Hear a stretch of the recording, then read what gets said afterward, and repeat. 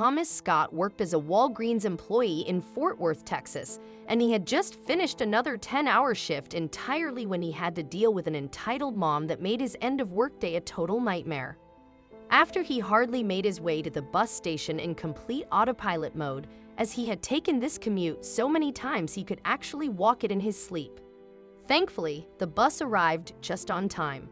Thomas, as was his habit, greeted the bus driver and hopped in the bus.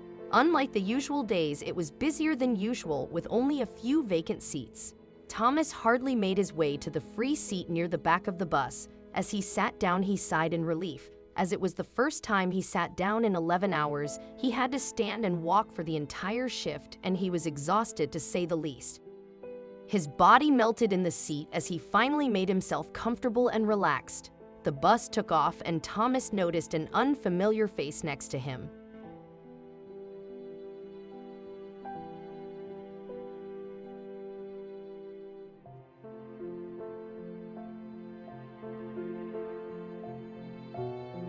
There was a young boy sitting on the top of the bus. Not many people took that bus in particular, and those that do generally use the same route every day. So he'd up familiar with almost all the faces except the boys. With a side glance, he noticed he was sitting on the seat reversed for vulnerable people like the disabled pregnant women or women with kids. He wasn't the only one. The bus had just pulled into the next bus stop, and with it a bunch of passengers stepped on board. One of those passengers was a mom with 2 young kids in tow. Thomas immediately noticed that she had her eyes on the reserved seat up. Her face looked visibly disgusted once she saw the teenage boy sitting in it. The boy looked to be a perfectly healthy 18-year-old boy. She began to stare at him, and Thomas watched as the visibly annoyed mom began to stare at the teen. The boy, minding his own business and just waiting to get home after what was surely a long work day, remained nonchalant and ignored her obvious stares. Instead of making eye contact or acknowledging her presence, he looked down at his phone, and when he didn't, he just looked at the view outside of the window. Thomas followed his gaze towards passing trees, wooden houses, and wide-open green plains. It was a nice and soothing scenery to look at, especially after a long day. Do you realize you're sitting in a reserved seat for vulnerable people? If you had any manners, you'd offer that seat to someone more deserving. The woman, she spat in anger. She paused for a few seconds, waiting for the boy to react. But he was unmovable. The teen said nothing, and this only got her more outraged. The woman continued yelling, thinking that she'd teach the insensitive young man a lesson, unaware that her plan would backfire. I have 2 young children. You should have offered that seat to me the moment you saw me step on this bus, young man. She burst again. Everyone was focused with the scene, even those who didn't care much before. A creeping silence engulfed the bus. Thomas noticed that the driver was keeping watch on the situation from his front mirror. The boy raised his head and looked at everyone who was staring at him. Some were even shaking their heads in disapproval, while others, like Thomas, were completely fixated on his reaction. When Thomas looked back at the woman, he noticed that the boy's ignorant behavior only made her more annoyed. He could clearly see that she was losing her patience. Thomas knew that she was trying to intimidate the boy in offering her his seat through an intense stare, but this was obviously not working. Thomas braced himself for what she would do next. When she finally realized that her stares weren't getting her what she intended, she gave up being passive-aggressive and chose a more direct approach. The woman made a beeline for the boy, and it wasn't just Thomas who could feel the rising tension.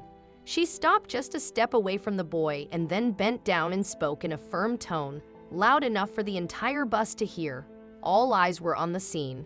Despite her act, the boy remained unimpressed and just sat there, waiting for the bus to reach his stop. Thomas knew that with his attitude, things were only about to get more intense. Thomas didn't expect at all what was to happen next. He was wondering if he would break into a brawl, as this kid really didn't look like he cared about anything. He just grabbed his phone, ready to call for help if needed without a word. The boy stood up, suddenly, and the woman smiled a vicious smile, thinking she had won the battle. Little did she know, she couldn't be more wrong. The boy reached for the handlebars on the bus and steadied himself. "You think you deserve this seat because you're a mob," he jolted. Everyone thought that the kid had guts standing up to the bullheaded woman, with everyone watching him. As you can tell, he had to be very careful with his words or else he'd have a bus full of people against him. The woman's smirk was quickly replaced by anger. Yes, I certainly deserve it more than Yushima. The boy laughed ironically before he bent down and grabbed his jeans. He then looked at everyone's eyes who were watching him. He was trying to retrieve something from his jeans and he was struggling with that. He fiddled around and yanked at the ends of his bootleg denim jeans until the fabric came loose. Everyone watched, anxiously wondering what on earth he was about to pull out of his garment. Everyone was worried the young boy would pull out a gun from his pants, especially knowing the gun-holding regulations, and the immense that would come of it in case he pulled out a gun in the middle of a crowded bus. Needless to say, no one expected what happened next. The boy pulled up his jeans and kicked his prosthetic leg out. There was an audible gasp on the bus, and suddenly everyone was horrified by this young man. The teen was forced to prove himself to this entitled woman. Thomas watched as the mom's face went red with embarrassment and shame. Suddenly, she was speechless, after she had quite a load of words and accusations to say loud enough for everyone to hear. With everyone's attention on her, words failed to leave her mouth. Instead, she retreated back to her standing space without uttering a single word. The boy looked around at everyone before he sat back fixing his jeans. Thomas was in awe. He couldn't believe what just happened and how quickly event turned. Thomas was overwhelmed with an odd feeling.